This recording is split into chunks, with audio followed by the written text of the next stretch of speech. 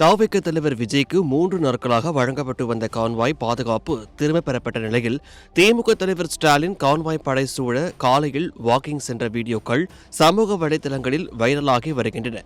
அது குறித்து பார்க்கலாம்.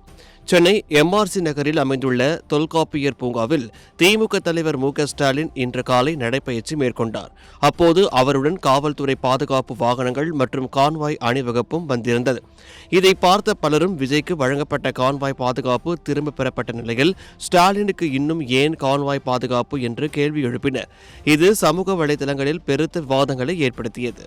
இந்நிலையில் அதற்கான காரணம் தெரிய வந்துள்ளது. புதிய முதலமைச்சராக விஜய் பதவியேற்கும் வரை ஸ்டாலின் தான் காபந்து முதலமைச்சர் என்பதால் வழக்கமாக முதலமைச்சருக்கு வழங்கப்படும் பாதுகாப்பு கான்வாய் வாகனங்கள் அவரை பின்தொடர்ந்து வந்துள்ளன. முன்னாள் முதலமைச்சர் என்னும் நிலைக்கு ஸ்டாலின் மாறும் வரை அவருக்கான Z+ பாதுகாப்பு உள்ளிட்ட நடைமுறைகள் வழக்கம் போல நடைமுறையில் இருக்கும் என அதிகாரிகளும் தெரிவித்து இருக்கின்றனர்.